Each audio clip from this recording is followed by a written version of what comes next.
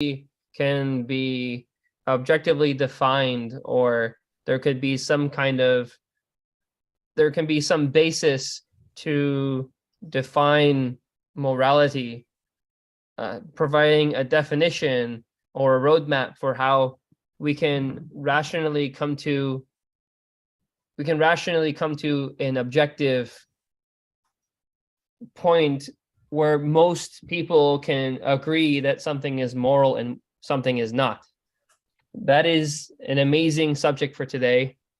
The idea of not just reviewing some things we've talked about, but also asking questions of ourselves so we can better understand just a little more. Manav, from what we spoke about before, do you have anything that sticks out? Hold on, John. Before you get into that, I'm going to do a quick recap, okay? So Okay, sure. this is episode number 4 of a roadmap for a moral society, and it's a scientific method to define laws to objectively create a moral society. And so if you haven't seen the first 3, I highly suggest that everyone go back and watch those because they're going to be much more in depth than this. So with that being said, is it possible to create a roadmap for a moral society using the scientific method to define laws that can be applied objectively? The first step in this process would be to identify the values and principles that are considered essential for a moral society. These values and principles could include fairness, equality, justice, respect, and compassion, among others. Once the core values and principles have been established, the next step would be to use scientific method to develop a set of objective laws and policies that reflect these values and principles. This could involve conducting research, gathering data on the effects of different laws and policies on individuals and society as a whole, and using this data to identify the most effective and morally just approaches to addressing key social issues. Once the laws and policies have been developed, the next step would be to implement them in society and monitor their effects. This could involve working with community leaders, policymakers, and other stakeholders to ensure that the laws and policies are fair and effective, and making any necessary adjustments or revisions based on feedback and additional data. Overall, a roadmap for a moral society would involve a systematic and evidence-based approach to defining laws and policies that reflect the core values and principles of a just and compassionate society. This approach would seek to balance the needs and rights of individuals with the common good, and would be grounded in objective data and research. So with that kind of quick synopsis, are there any thoughts, discussion points that anyone has? John, what about you? There's a lot there that I kind of just went through. Yeah, I think that a lot of people may have to rewind and rewatch again to hear all the words. A lot of it went over my head, actually. So I'll start with the points I can remember. Okay. So do we have like another slide to look at as to what we were looking at earlier? We do have a couple of slides, so. Can you move forward 1 or 2? Yeah. Let's see.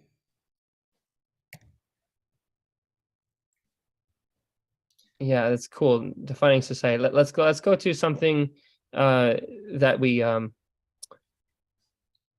don't know, Manav and Sam, if you guys have seen this. Here, let's stop at this one. So the definition of morality. So this is something that we found that we believe online and just in general, people will come to an understanding that this is what people know to be morality. Morality is a differentiation of intentions, decisions, and actions between those that are distinguished as proper or right and those that are improper or wrong. Morality can be a body of standards or principles derived from a code of conduct from a particular philosophy, religion, or culture. And ethics or moral philosophy is a branch of philosophy that involves systematizing, defending, and recommending concepts of right and wrong behavior. The field of ethics, along with aesthetics, concerns matters of value. These fields comprise the branch of philosophy called axiology. So the idea of morality, it's interesting to me that we talk about morality being based off of a code of conduct from a particular philosophy, religion, or culture.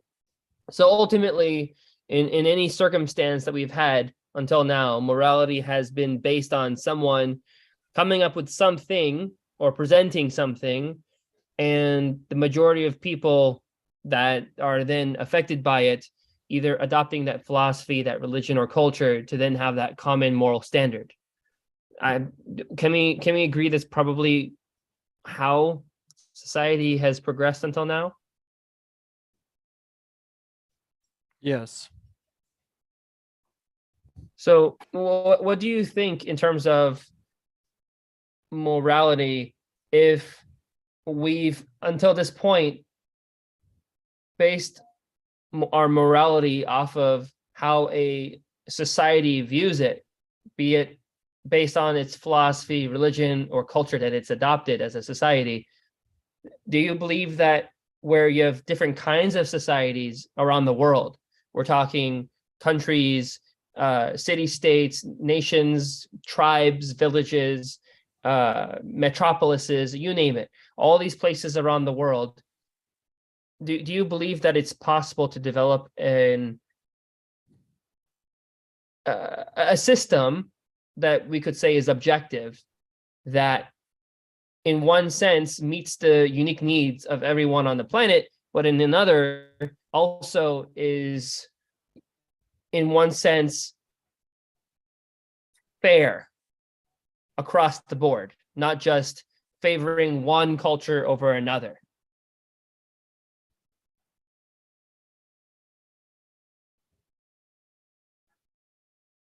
I can change my question if it didn't make sense. So what I'm asking is there a way for us to create an objective system to define morality? Yeah, it's called the Kitabi Akdas.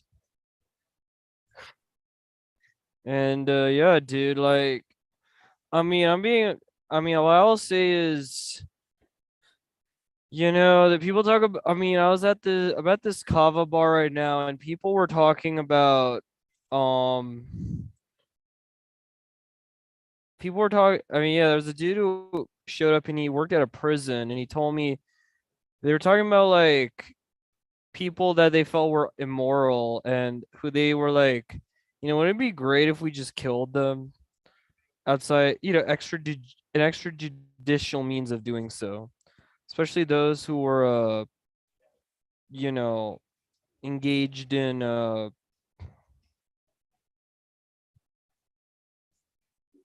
yeah, like especially mainly people that had like been convicted of sexual assault of women and minors, especially minors. And I thought about that and I was like, I felt like a certain high of agreeing with them. And then I was like, wait a minute, this doesn't seem like something that I as a Baha'i should necessarily endorse. Even though, like anybody else, I would strongly condemn such behavior. At the same time, though, it's like, we do want to punish them, but, we don't want people to be punished beyond that. Like, we want our prisons safe, and we don't want prisoners killing other prisoners. Which this guy who was a prison guard was like, he was actually okay with, for who he felt were people that were just beyond forgiveness. I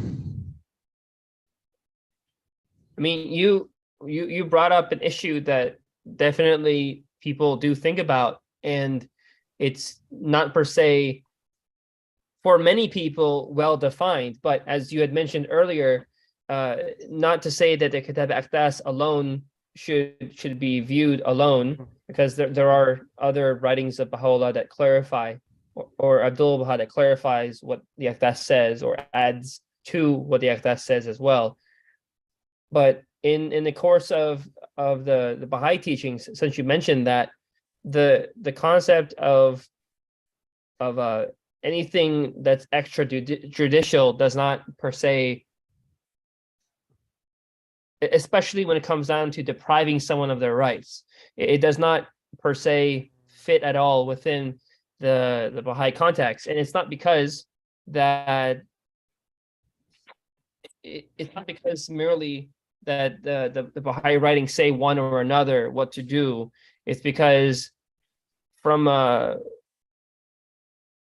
rational point of view, if you view certain moral principles as moral, engaging in something that principally goes against the set of morals that you believe already to be true would then be a logical inconsistency. Right. So something that I found that's very interesting is that from a moral point of view, if I'm to view something as moral or not, then everything that flows out of that would have to logically agree. So I can't say that the sky is blue, the sky is red or pink or orange without providing, of course, some kind of context. Right. And that context based off of what the situation is, like where the sun is in the sky, would really affect what the color of the sky would actually be. So the sky isn't always blue, but it's neither gray. I mean, it is pretty black and white when you're able to analyze what your reality is around you. But I think we can all agree in maturity, that the maturity that we as humans have by now as a society, that even if everything is black and white, we actually don't know what it is. We only know as much as we can find. And that's the big problem. So going back to what you mentioned, which I feel is valuable, the question of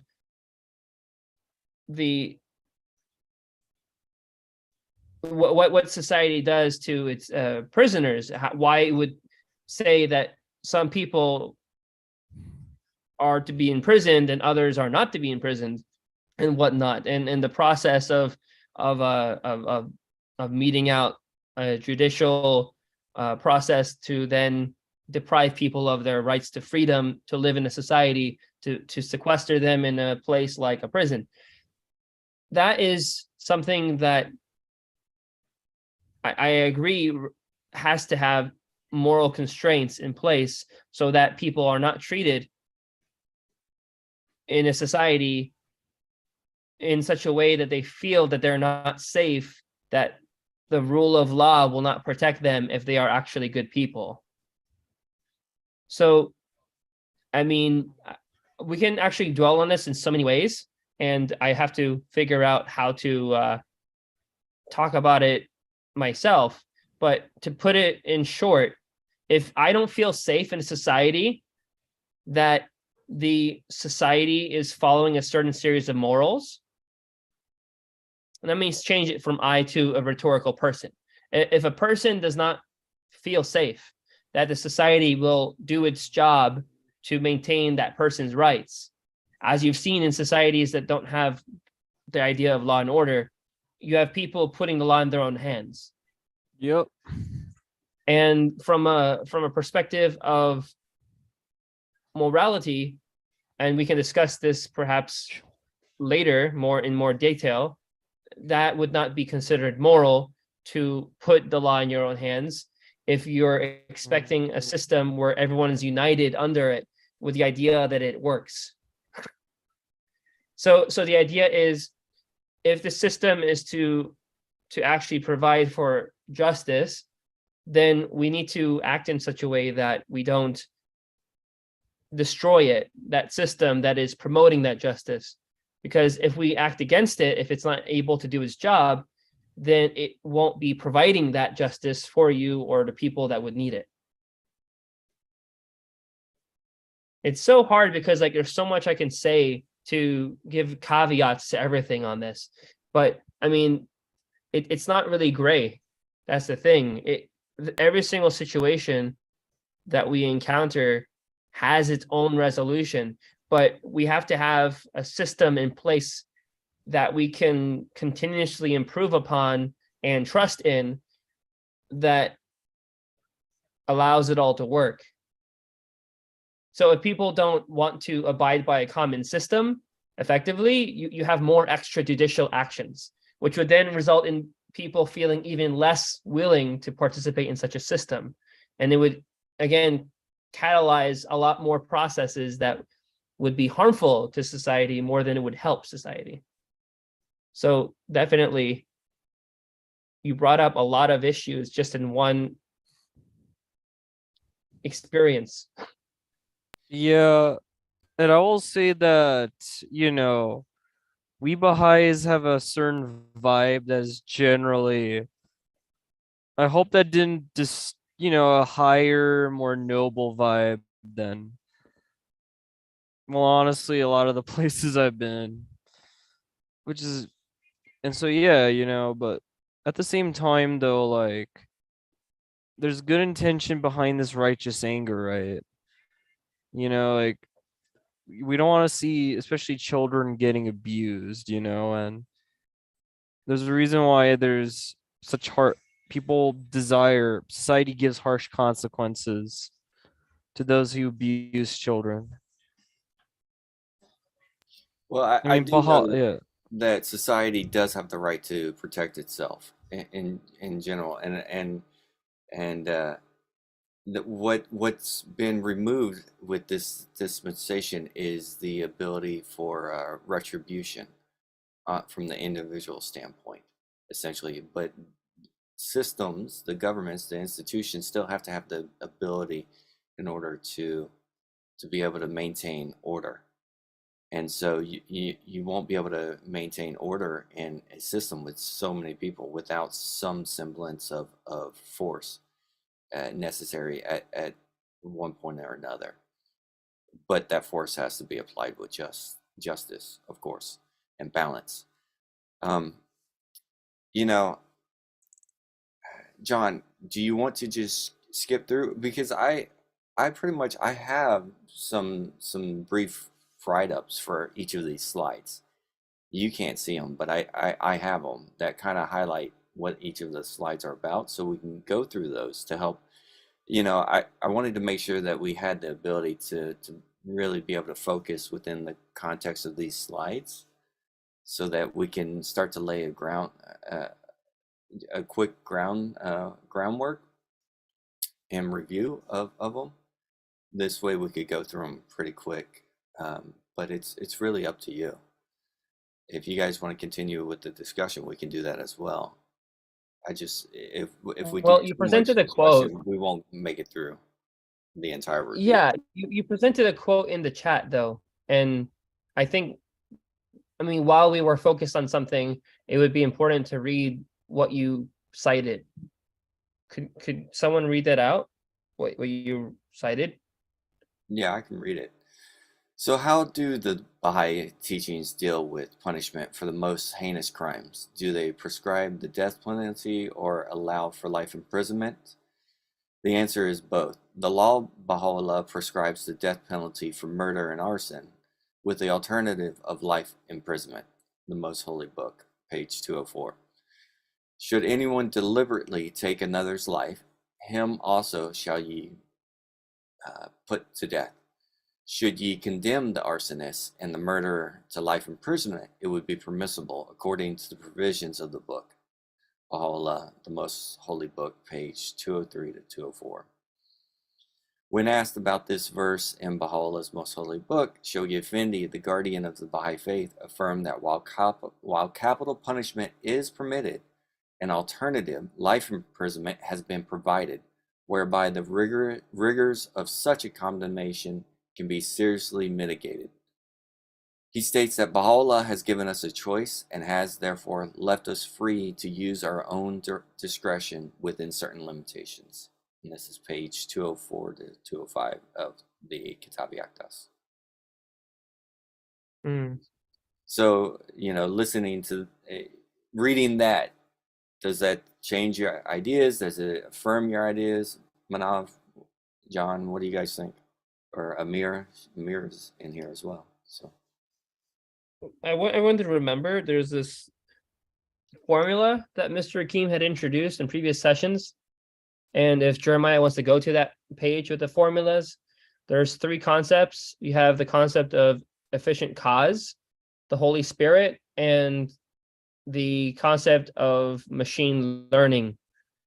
So I don't know if you can pull it up, Jeremiah. Oh, there we are. That's the one. So I think we could keep this up for the duration of the discussion today, actually. And then, if you want to cite quotes, obviously we can put it on the page. But the idea of artificial intelligence and machine learning language, concept of efficient cause, and the concept of Holy Spirit, in terms of employing the idea of capital punishment or life imprisonment, we have guidance that we can say from a moral society. There's that inspiration of philosophy, culture, or religion. That was at least what was introduced in the previous definition. The idea here that the Baha'i faith, a religion, has introduced the idea that life imprisonment is available to the murderer, and applying the idea of efficient cause, the concept of the Holy Spirit in the course of the spirit of the writings of the faith, and employing machine learning language like artificial intelligence, taking a bunch of situations where murders occur and punishments, and of course society's desire to create a deterrence from, again, causing this harm or allowing the harm to propagate. That process to allow for murderer populations, if you will, across the world. You have people in prisons who are murderers. To allow for murderers around the world, the option of life imprisonment, and then the idea that a society has principles to choose not to engage in murder, which, of course, in execution, ending someone's life would be taking a life, as a murderer would have committed as well. The question is, from efficient cause, if the ingredients are there and it's the most efficient thing to do, what would the answer be? In my understanding is life imprisonment would probably be, under efficient cause, the moral thing to do for a murderer, in the concept of human treatment of people who engage in such acts. But there is a possibility that there's a giant terrorist event and someone takes credit for it, and then a society decides to put them to death for committing an act that is so heinous and large and far embracing that rather than just simply engaging in a murderer, in the murder itself, that person or group has engaged in a mass murder of people or genocide. Then you have another level of society deciding, is it efficient to do the same thing? I'm not saying one way or another that society should or shouldn't go for capital punishment or for life imprisonment, but the idea that we can actually formulate a plan using these concepts in front of us as a formula to devise what is moral, which is in flux. As we've described, the society really defines what is moral in the sense of even the interpretation of what a religion tells it. So it doesn't mean it's going to remain constant per se. So the idea of how to deal with the worst of the worst, that's something that I can't myself at all say that I know, but working with many people to rationalize, we can at least have a bit of unity when we move forward in whatever direction society systematically chooses to adopt. So that's really what I'm more in favor of in this discussion. It's trying to develop a systematic means to derive moral concepts that then we can say it's right or wrong. So in the course of science today, you have scientists who individually work together in a collective, and then that collective comes up with because of individual contributions, ideas and concepts that it wouldn't have had it been one scientist working or two scientists working. And I know we brought up Newton before, but Newton didn't work alone. He had Leibniz in the other part of the world who also created calculus with him, and they had a huge fight about it publicly. And that interaction resulted in what we know as modern day calculus that we mainly attribute to Newton, but really Newton and Leibniz are the people who made what we know as calculus today. My point in mentioning this is that it's this consultation, hopefully in the spirit of brotherhood and unity in our common humanity, that we can come together as a collective society, as we've engaged in empirical means in the scientific process. We too can rationalize moral processes. So that's the bedrock of at least where I think we can start. And last session, I think Jeremiah mentioned the concept of the United Nations Declaration of Human Rights. The International Declaration of Human Rights was mentioned as well. So Right. Yeah, and see, I think the thing that we need to remember is that, and I believe, and John, correct me if I'm wrong or not fully able to express the thought. It's not so much about highlighting the societal ills that we know are abundantly around us. It's about trying to formulate the process by which we can actually eradicate those ills. And the whole point of this roadmap, this series of discussions and talks on Mondays nights, a roadmap for a moral society, is precisely that, to kind of lay out the groundwork and the foundation using these different quotes and thoughts and ideas, and trying to understand some of the historical context of how we could actually achieve that, right? I think that's the whole plan, or the whole goal. So real quick, what I can do is, just because you want to leave it on this, is I have notes on this one as well. So just to describe for people who may be watching this video for the first time. AI and machine learning languages are tools that can help us to solve problems and make better decisions, the key being better decisions. By using these tools, we can find the most efficient and effective ways to achieve our goals. Efficient cause is the desired outcome that we are trying to achieve through the use of these tools. It is about finding the most effective and efficient way to achieve our goals. Again, it's about achieving the ends. The concept of the Holy Spirit, or guidance from God, can help us to find the most fulfilling and meaningful path in life. By seeking the guidance of the Holy Spirit and using tools such as AI and machine learning, we can find ways to improve our individual lives, our families, and our communities, and to find true happiness and fulfillment. You know, and just because this particular issue of capital punishment was brought up, there's a way to use these type of tools and technologies to actually figure out if it does create deterrence, if the punishment does actually in fact create a more prosperous society. And you can use the data, the statistics, to help figure that out. In general, it's going to take spending more time on that, and actually empowering the institutions to actually look into those things, endeavors, and to actually do that in a just and balanced way. Otherwise, you'll quite possibly just run into the issue of a constant partisan politics type of situation, or politicization of certain events.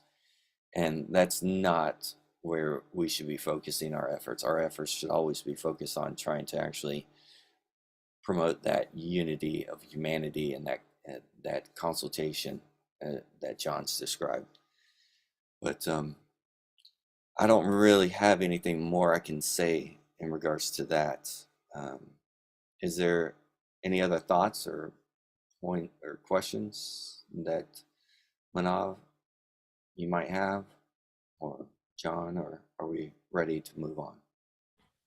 Well, Just the fact that an AI prosecutor, I mean, AIs have been found to be No, biased in terms that of was their. never brought up. Just so you know, we never brought up the idea of AI prosecution.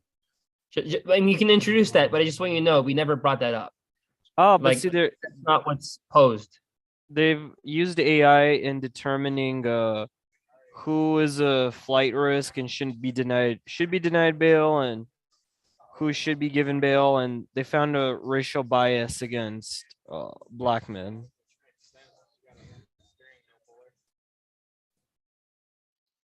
And these are the things that need to be, initiated. They need to be noted, and they should be rectified. You know, Concluded. tools aren't perfect, and they won't be, but they can constantly be improved upon. Right. And I think it's the effort of making the improvements as efficient and effective as possible with as very little harm to the individual, and at the same time something that will progress the society at large. Well, for example, let me bring up some points of unity here. So the idea of using AI and machine learning, concept of efficient cause and Right. Holy Spirit, all three of them have to be used together. We can't be dividing one of the tools and then forgetting the others. The reason for this is, as you had mentioned, this whole racist effect of using AI and machine learning in the context that you mentioned of flight risks and determining whether one is a flight risk and then acting on that knowledge. It's important to conceptually also get the ideas of efficient cause and the Holy Spirit for specificity's sake. Why would something like that be occurring? And then, working with it from the other two tools to find a more efficient pathway that's also effective and takes into account the means and the ends to be both rightfully considered, not just the ends justifying the means or the vice versa, means justifying the ends. That's not per se the intent. The intent isn't to Right. yield an outcome that causes harm. So in short, there's some quotes from the Baha'i writings on the idea of obedience to government, which I think would be also helpful in the concept of the Holy Spirit bringing this out in terms of what religious teachings would say. There's 3 quotes I have here, and I don't know if Jeremiah is able to put it up in time, so I'm just going to read them off. In every country where any of this people reside, they must behave towards the government of that country with loyalty, honesty, and truthfulness. And this is from Majmu'i as Alvahe Jamal Akdas Apa Besharat. Another one is, to none is given the right to act in any manner that would run counter to the considered views of them who are in authority. Amr Kahal. And then another one is, after the recognition of His Holiness, the Creator, exalted be His glory, a twofold obligation resteth upon the believer. On the one hand, to render service and obedience to a just government, and on the other, to adhere to consummate wisdom. These twain are the cause of the exaltation and ennoblement of the world of being, and likewise of its advancement. This is from Amr Vachal. So Right.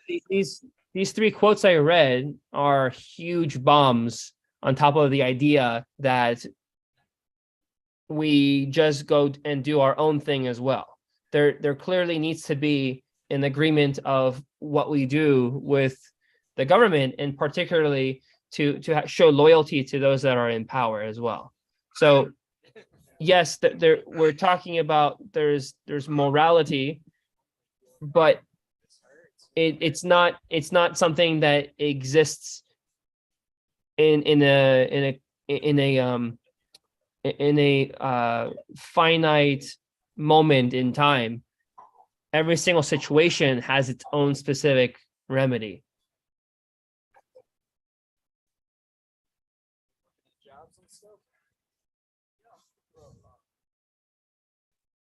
If you're talking, I can't hear you.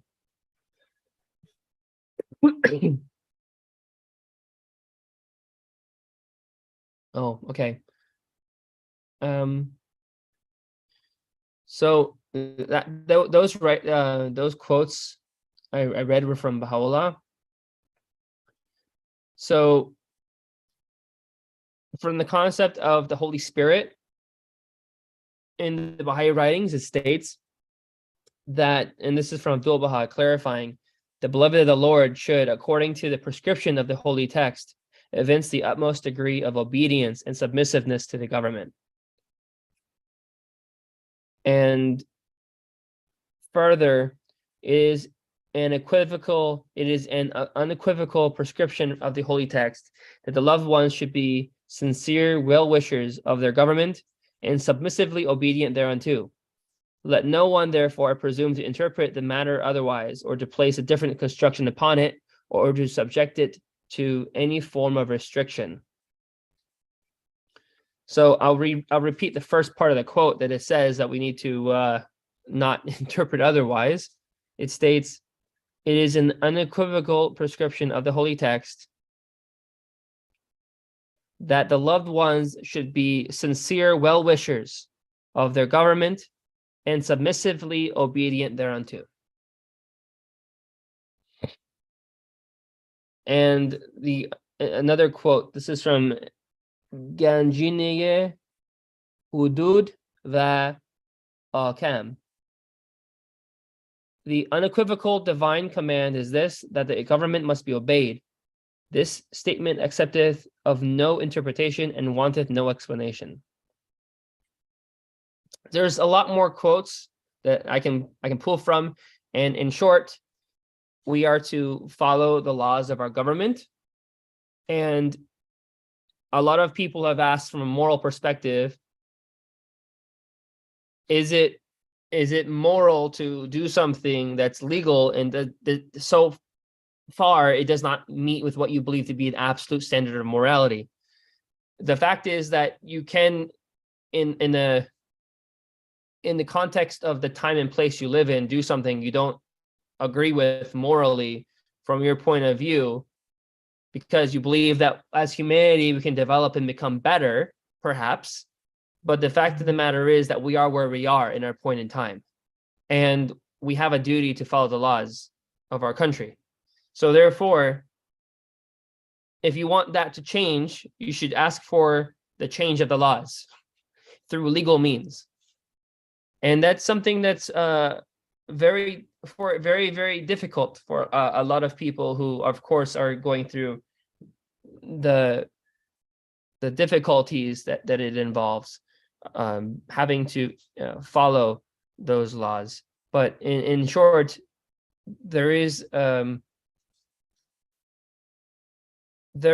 concept that we read earlier a moment ago, this idea of, and I'm going to read that quote, that part of the quote. And that was consummate wisdom. So from the quote from Baha'u'llah, it says, after the recognition of his holiness, the creator, exalted be his glory, a twofold obligation resteth upon the believer. On the one hand, to render service and obedience to a just government, and on the other, to adhere to consummate wisdom. So there is a level of wisdom that needs to be applied. And the idea of having a formula that allows us to apply morality that we also have to devise, it's something that makes it a lot more complex, because oftentimes when you talk in a normal ethics environment, we talk about what is right and wrong. You heard of people probably named Kant, or you may have heard of people like John Locke, philosophers, Montaigne, and so forth. These people who have lived in the past and have written on what they believe philosophy to be. Descartes, for example, one of the most famous we've mentioned in a previous discussion. The idea is that morality, there's principles that we have to follow effectively.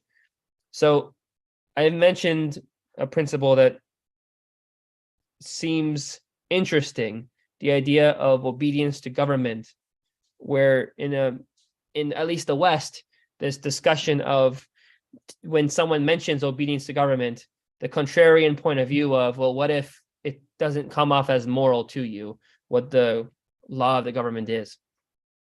I think that rather than focusing on this contrarian point of view, finding a point of unity to move forward and build your government to a higher degree of understanding, it may be a better way to move forward rather than putting your government down and being destructive in your actions and your words.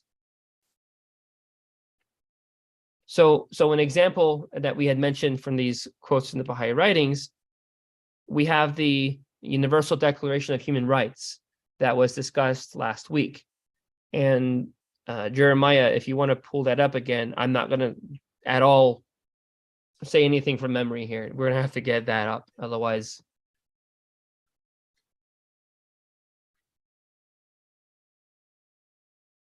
while Jeremiah is pulling that up, Manav, you wanted to say something?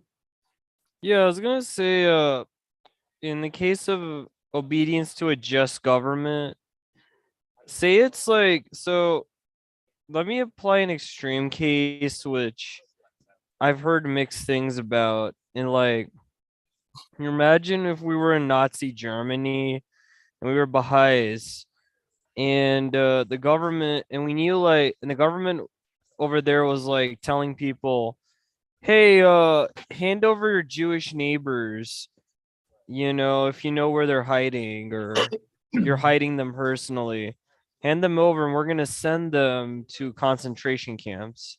And say we knew that that would most likely result in their deaths because, you know, we had that information.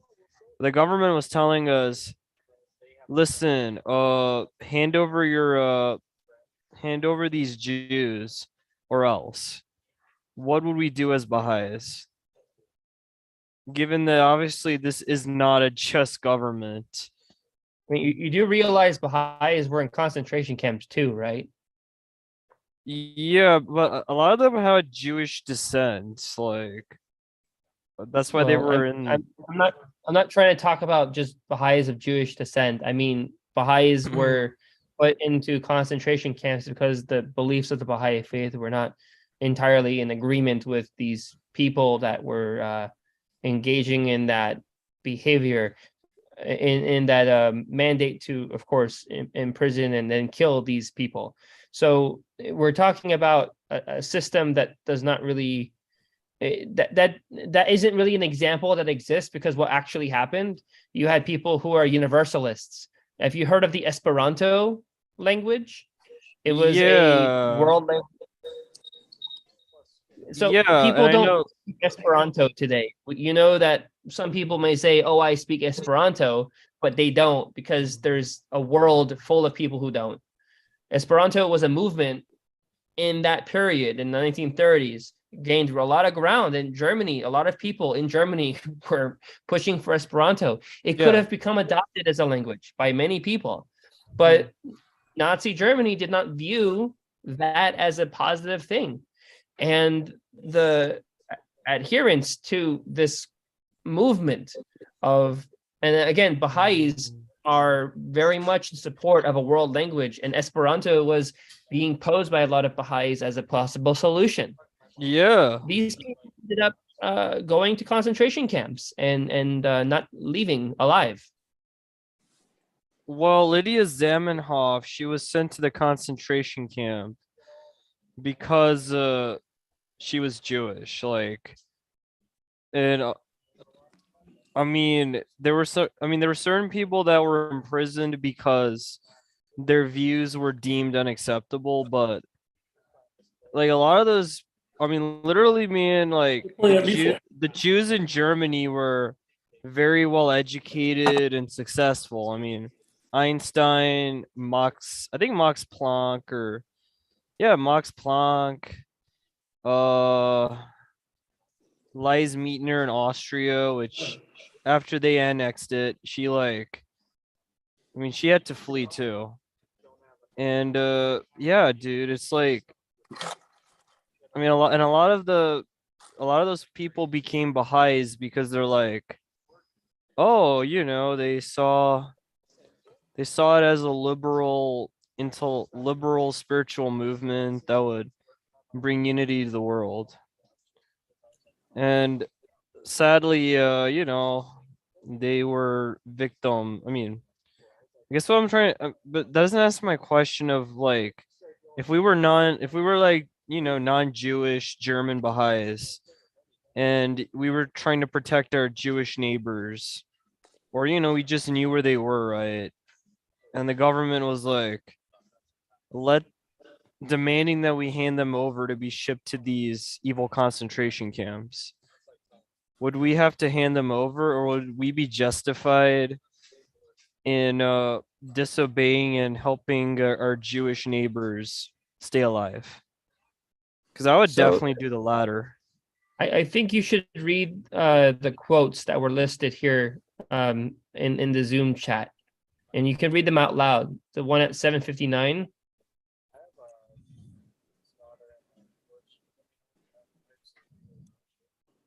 And then there's 4 quotes you could read out loud.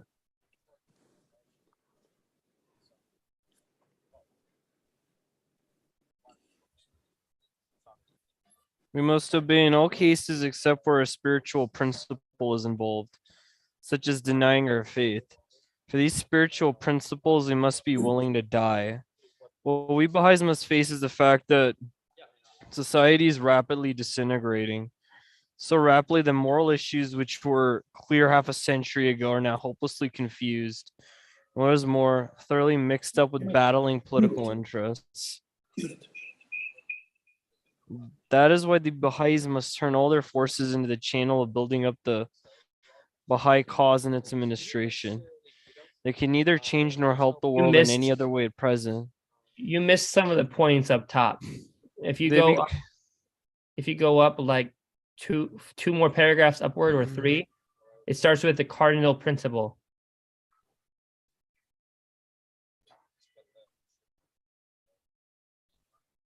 I can't show you because it's on the meeting chat. The cardinal principle which we must follow is obedience to the government prevailing in any land in which we reside. We cannot, because we say we do not personally like a totalitarian form of government, refuse to obey it when it becomes the ruling power. Nor can we join underground movements which are a minority agitating against the prevailing government. If a state of revolution and complete chaos exists in a country, so that it's impossible to say there's one government in power, the friends must consult with their national or their local assembly and be guided by what the assembly considers the proper action to take. In other words, which party might be best considered the legal governing authority.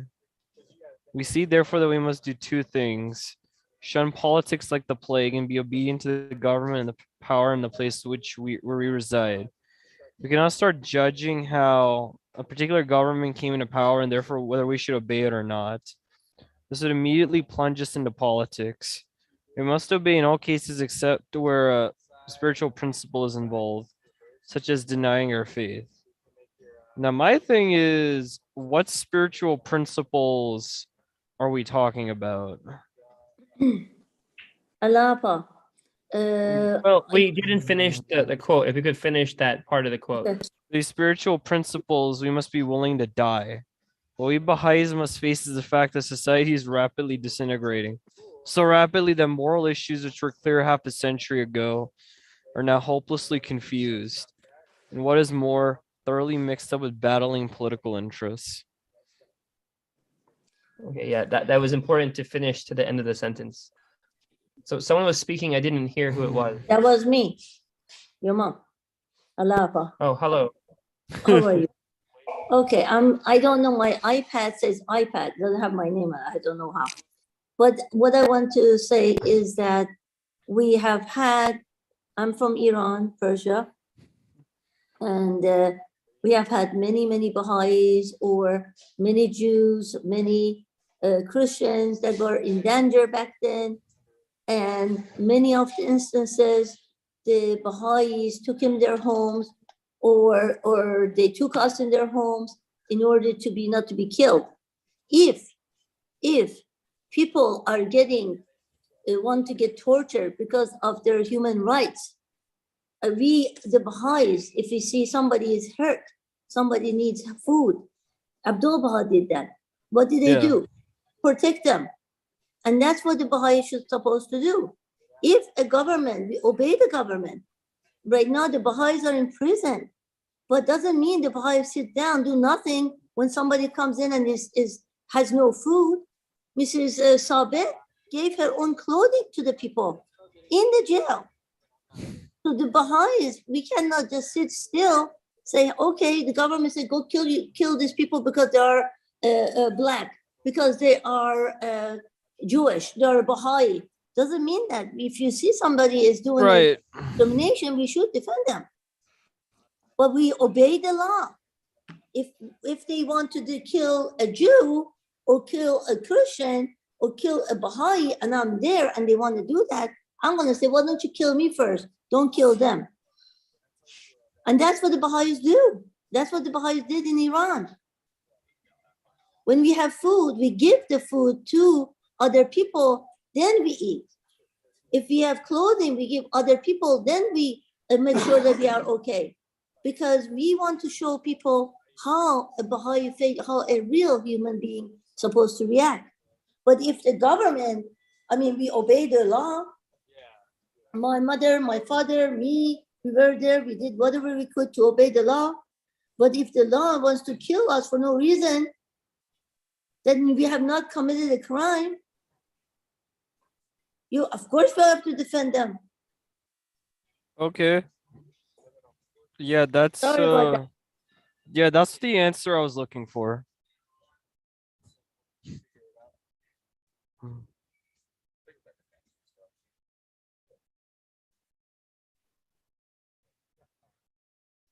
So the quote you read, the idea of is a fundamental spiritual principle. If there is a violation of a spiritual principle, again, the idea of denying our faith is one of them, that we should not do so. If someone asks what our faith is, we should say what our faith is, even if it means we're going to die for saying it. There's also the concept of saving human lives. A lot of people believe that by saving someone's life, you're going to go actively against the government and so forth. And this is something that a lot of people may talk about in the idea of legality versus morality. And the point is that when you're in that situation, as I had said before, the quote from Baha'u'llah about using wisdom, you have to use wisdom in this case. Of course, in the end, what occurs to you if you're at the very last straw, someone tells you to kill someone effectively, and for a reason that goes against your spiritual principles, you have to be willing to die when you say you're not going to go kill that person, for example. So that is it's a very tall order for some people who are placed in that situation where they're willing to, again, sacrifice their own lives in a way that does not involve what you'd call your preservation. Partaking in an underground movement to take down a government is not allowed. So you're talking about being in a very unique situation that we're not talking something like Joan of Arc. We're talking about a situation that is very new to human history. Can I give you something very new that's affected today? Sure. All right. In Iran, if you, by the government, are caught not wearing chador and you're a woman, right? And you're a Baha'i and you're not wearing your mask and they tell you to put it on, you don't, and they put you in jail and kill you. Should you have followed the law and wear the chador, or should you be protesting and not wear chador and be put to death? What's your choice in that instance? What does the Baha'i faith say? Because that's happening right now today with these 41 Baha'is that are in jail now as we speak. So what should they have done? That's what I like to have answered.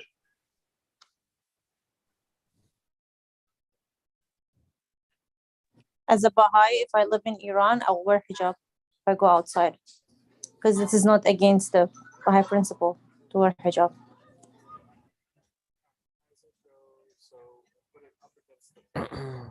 So not wearing it is protesting, and that's getting involved in politics, and we should stay out of politics. But Amira June, That's the rule. yeah, no. In Tyra Khanum, it was everybody wearing the hijab. But hijab, whatever they call it, that's superstition. Now, in Saudi Arabia, you have different lifestyle. Over there, you have no choice because it's the government that have been for Actually, years now and you years. do. I need to Huh? update because that's not correct. In Saudi Huh. Arabia, a woman does not have to wear a hijab. Okay, well, Iran, A woman can show their Yeah. hair in Saudi Arabia today. Yeah, also Tahira, she didn't remove the hijab. She just removed the veil from her face. She showed her face, but not the hair. oh, Because what they were wearing is like Afghani people, how they wear the whole, it's like a tint on your body. oh, Now, people are just put something on their hair.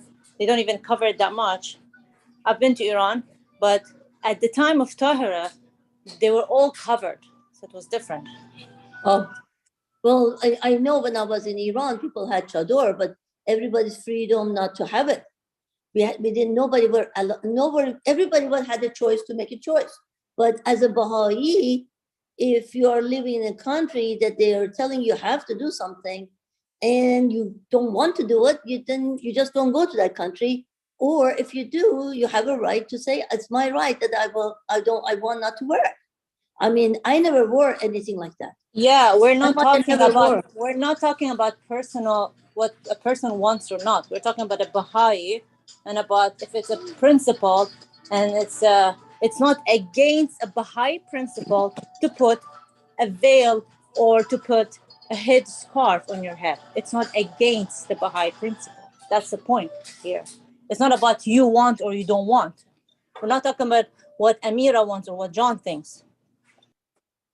Yeah, but what Matthew is saying that is it in Baha'i faith you have to have it on? Right or- now, you shouldn't be doing that in Iran when there is a clear political strife and struggle going on right now. So no, You it would should be wear it. wrong to do that now. No. I So would you never should wear it. follow the rules and wear it. That's what Yes. I'm saying. You follow Yes. the rules and wear it because you're not there to cause the government to fall, which is Right. exactly what everyone who's doing that is standing for. Right. So if you do that, Simone, then you're protesting and you're doing politics. And politics That's is what you're human rights. No, it's not. It's protesting. That's my right. No, it's not your right. It's protesting. Because the law says not to wear it. That's what I'm trying to tell you. Am I right with that? No, I will never do it. Yes, you're So- correct. Yes, So you should because not go again, there. you're not. I've been there. I live Doesn't there. matter. You can't go there now. If that's your attitude, you have to follow the rules I of the will go, I government. will not A go. Baha'i follows the rules of the government. So don't go. That's true. Baha'i should follow, but So that's that the answers your injustice question. rule. That's the injustice rule. It doesn't matter. You have to But the follow the rules. point is that it's not going against a fundamental principle. That's the point. So you're not losing in this situation, but that's the point here. The point How here do we was make- to establish. Okay, so let's take this particular issue and let's look at it from another standpoint. Let's look at it from the concept of denying one's faith. So let's say that the rule of the government is to say, are you Baha'i or are you not?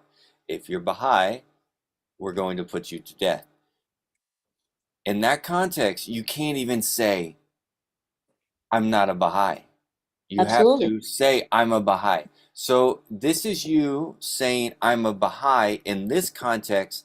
Why do you think it's more important for you to say, I'm not a Baha'i, or I'm not a Baha'i and I don't want to wear hijab or veil? We're on the spectrum of things to really say I'm going to sacrifice my life for. I will say I'm going to sacrifice my life for that. I will not deny my faith in God. I will not deny my faith in Baha'u'llah. But I will not sacrifice my life for a piece of clothing. Does that make sense? Yes. I won't do it from that standpoint. That's what Especially when that piece of clothing is it is obviously clear. It is in context of protests against the government, period. especially in this context. Yeah.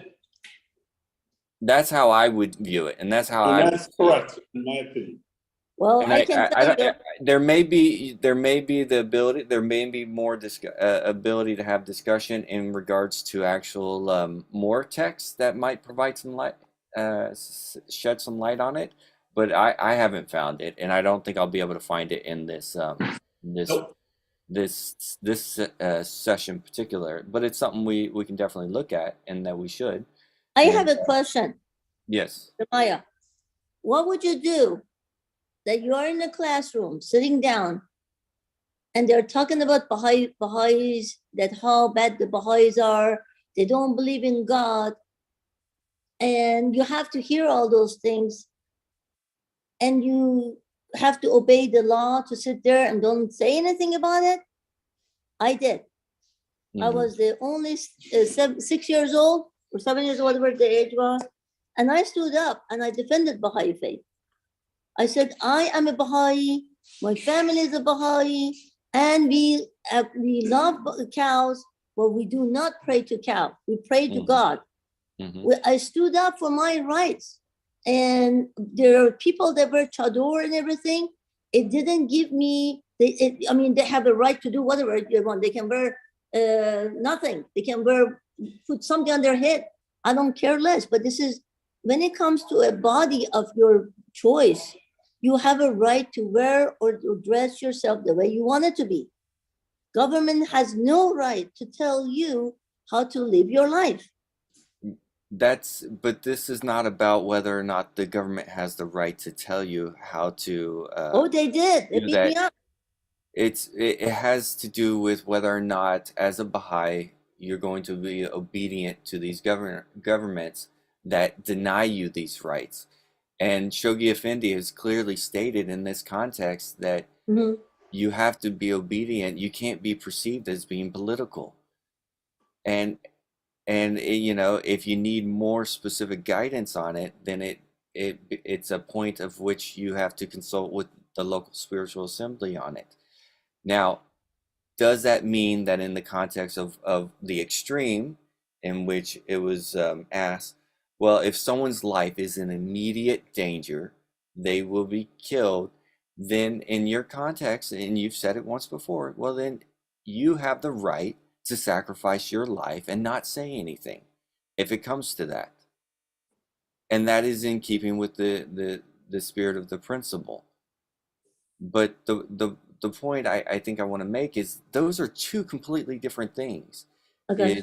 But they're different in respect to how it affects you personally, not how it affects someone else.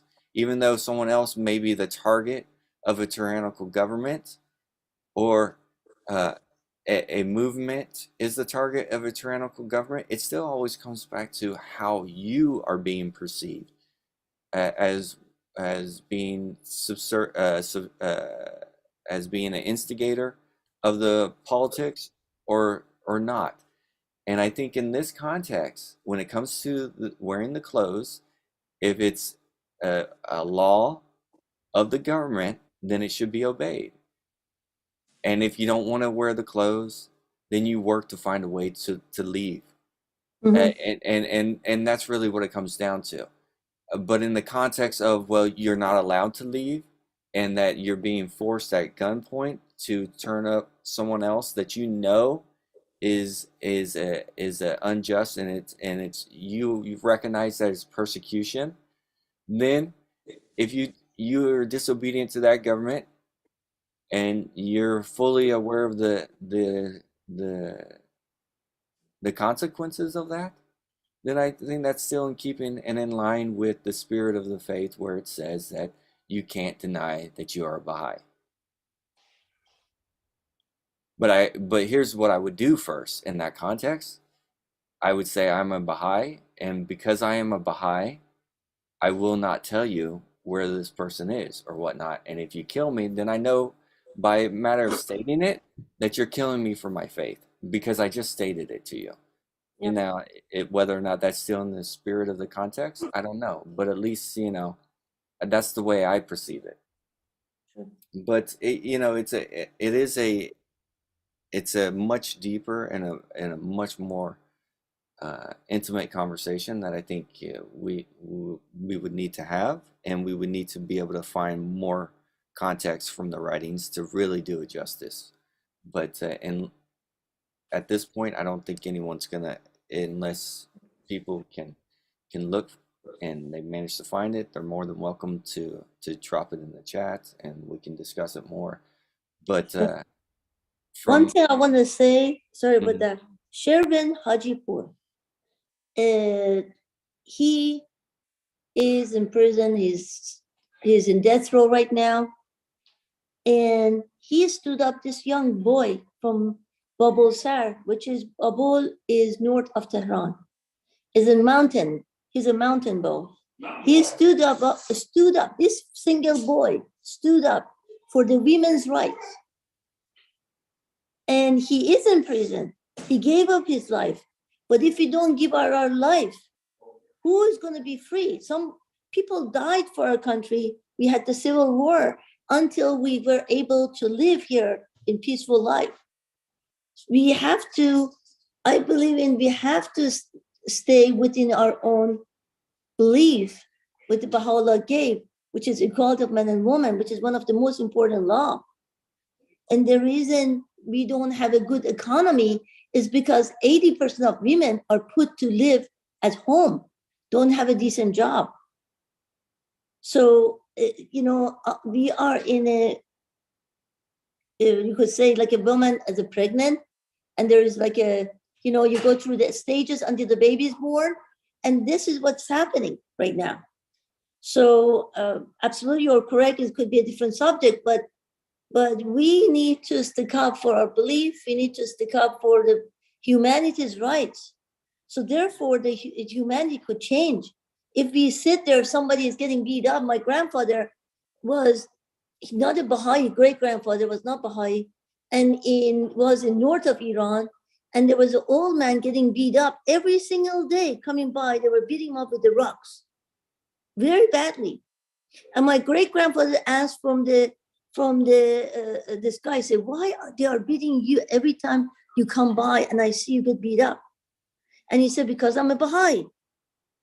So when the guy wanted to beat this old guy up that was a Baha'i, my grandfather went in and beat him up to death till he ended up in the ditch.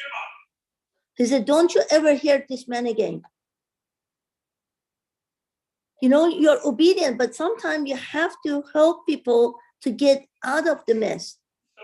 Like somebody in this country, we have many people in drugs, alcohol. Okay, I They don't know how to understand get what you're out. saying, Simone. I understand what Yes. you're saying, but let's take the example of your grandfather. Mhm. He was being beat up by just people, right? Was he being beat up by the authorities?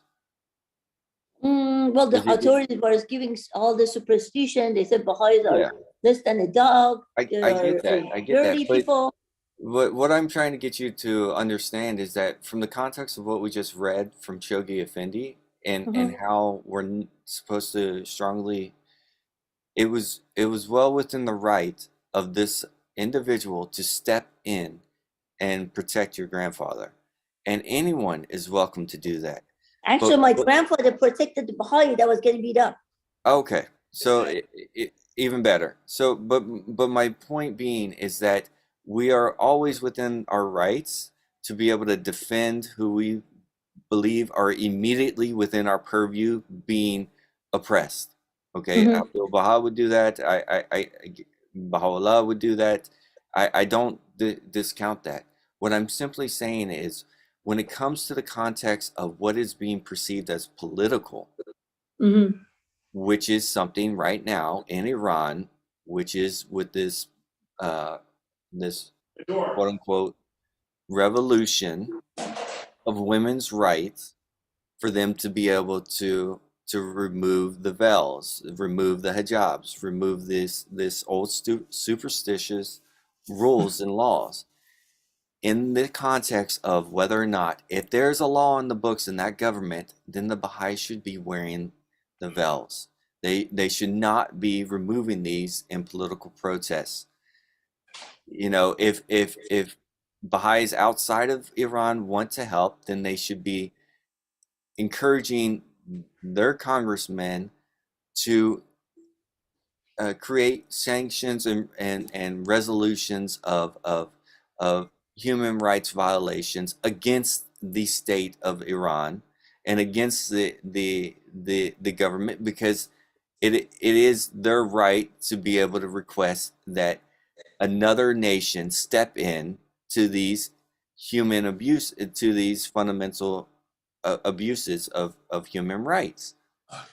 But because it's laws on their books in Iran, then I don't see how it could possibly be perceived as anything other than political partisanship on the part of Baha'is to get involved with that, because these are the societal ills that are symptoms of the disease. But the message of Baha'u'llah is about curing that symptom, so you don't see, so we don't have the disease anymore. And so all we're going to do is become part of the problem if we involve ourselves to that standpoint If you're from doing within the purview of is within the state's right, or the nation state's right. In this particular case, we're discussing what Iran is doing versus what, as a citizen of America, what we can do, which is to encourage our politicians to fundamentally say it's wrong what the nation state of Iran is doing to its citizens right now. We should not be saying that the Baha'is should protest in Iran as part of a more universal declaration of rights in context of what's permissible by the teachings of Baha'u'llah, because from my personal perspective, I don't see that. Now, if there's more context and there's more writings that would say that can be pointed to, I'll gladly read it and look at it. And if I'm misinformed or anything from the Universal House of Justice, then and I'm misinformed, then I'd be willing to look at that. But at this point, with what I have access to, I don't think it serves us in general, and I don't think it serves us in particular in this meeting to have these kind of discussions, because this is about trying to outline the fundamental theology, the fundamental basis by which we can avoid ever having to deal with seeing these violation of human rights. And that is the message of Baha'u'llah. It is about trying to describe that message in a purely material physical standpoint by which people can see the process without having to immediately recognize and understand the spiritual process at play, because they're one and the same essentially. But I think I think what we're trying to do with this particular series is outline ways in which people can actually see that process as close as possible, while mitigating a lot of the personal biases that a lot of individuals have in relation to the concept of religion, or or any one particular religious theology or doctrine.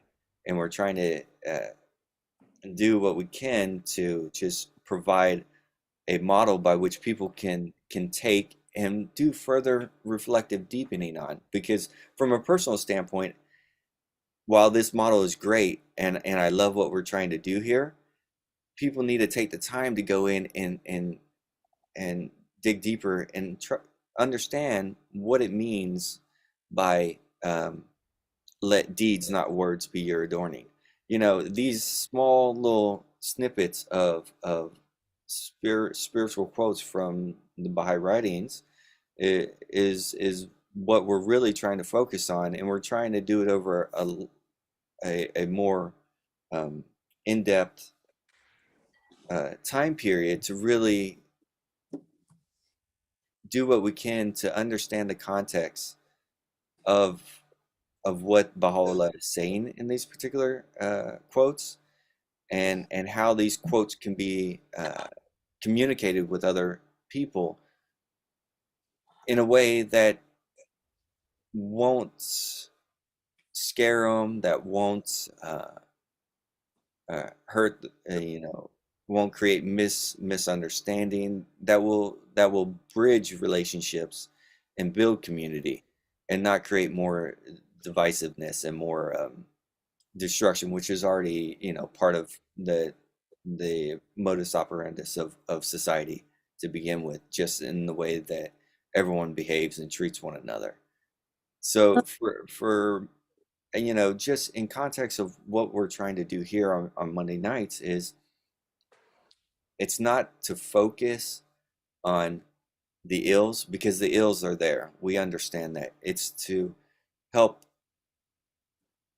explain the tools in which we can utilize, in which we can take and independently use to do our own deepening and our own studying, to understand how we can improve not only our situation for ourselves, but for our families and our local communities. Because trying to work beyond that sphere of influence isn't really, I don't think that's really should be the goal of any individual Baha'i. It's the goal of the institution, but the goal of the Baha'is themselves should always be to work on themselves individually, within their families, and then at max within the communities in which they live.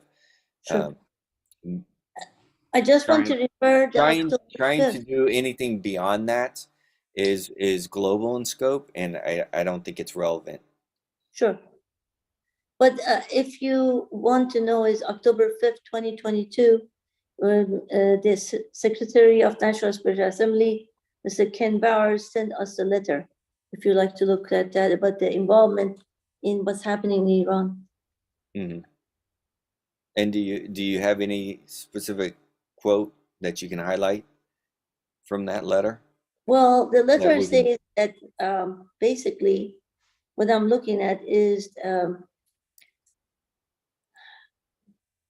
it was right here. Moreover, script of following call to action. If you do, we have to talk to the congressman, write them letters and stuff, Mhm. and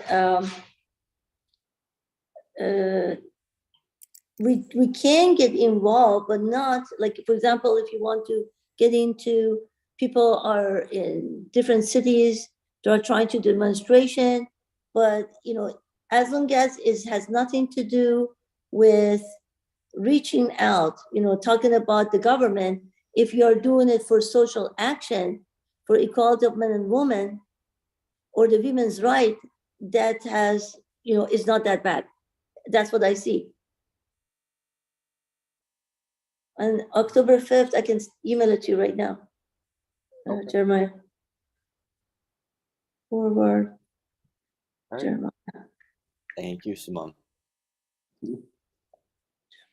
Oh, So, John, should we stick with the I just sent it to you. Declaration of Human Rights, or should we go back to the beginning and look at a few others? We have exactly, what time is it? I think 8:30. I think it's probably a good time to go ahead and wrap up for tonight. I concur. Yes.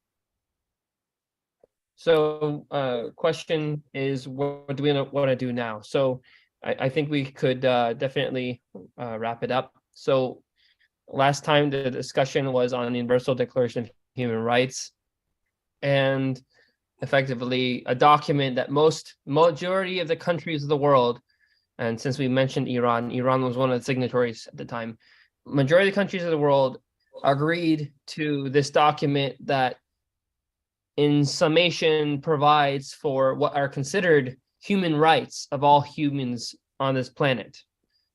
And the majority of the world's countries, they not just agreed to, they adopted this document, and it's really a fundamental piece of legislation, really an international treaty that made all of us recognize a common series of rights that we believe to be fundamental to all of us, each individual human being.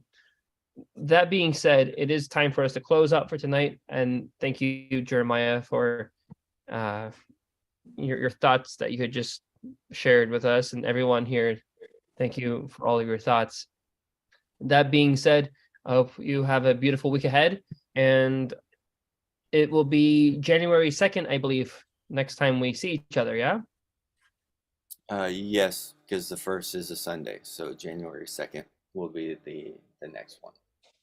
So I look forward to discussing the international document known as the Universal Declaration of Human Rights. Until then.